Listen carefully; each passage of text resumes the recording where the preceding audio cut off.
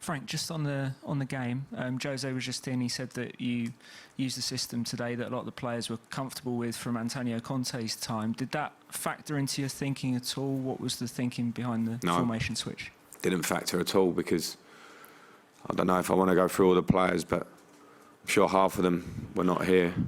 The players on the pitch, something like that. I know Tomori wasn't, and I know Mason Mount wasn't, and Tammy Abraham. And I'm not trying to clone anyone's system. In fact, I think the Conte system was an incredible system that won the league at Chelsea. The way we play it or I play it, the message that I give is different.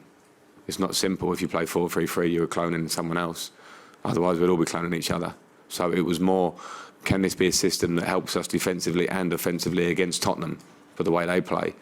And that was my choice to play it, not to do with whether players understand it.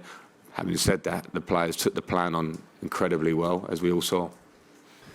Talking about the plan, Frank, can you just explain a little bit what was behind your thinking? You did change the defence. Chelsea played a different system today. Can you just talk us through a little bit? Yeah, I mean, I think, you know, watching Tottenham, I think they're playing very well.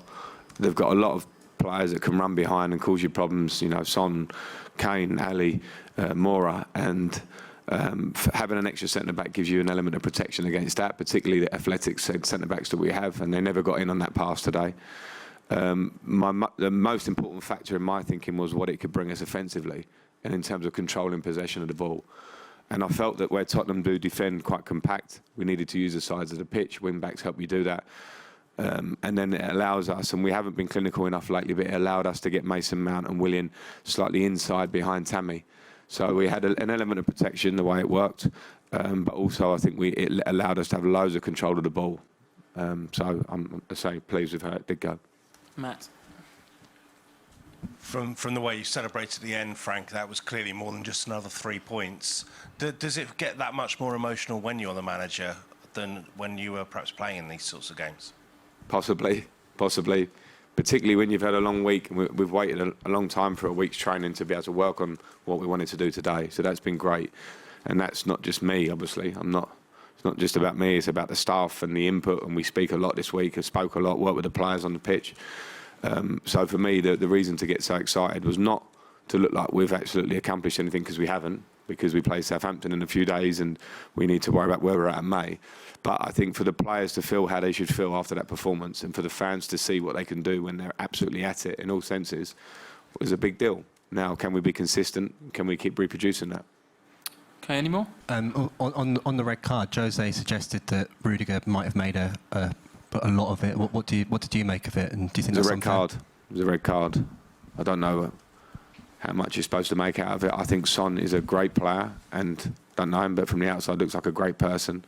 But sometimes in football you have instinctive moments that happen, a bit of a reflex. Maybe sometimes in a game that you're having it really tough, where it's going against you a little bit. And I think it was that moment. So I would not have any words said about how Tony Rudiger dealt with that. Frank, there's a lot been said, including in this room, by Jose just now. Still buddies? Sorry, still buddies? Still buddies.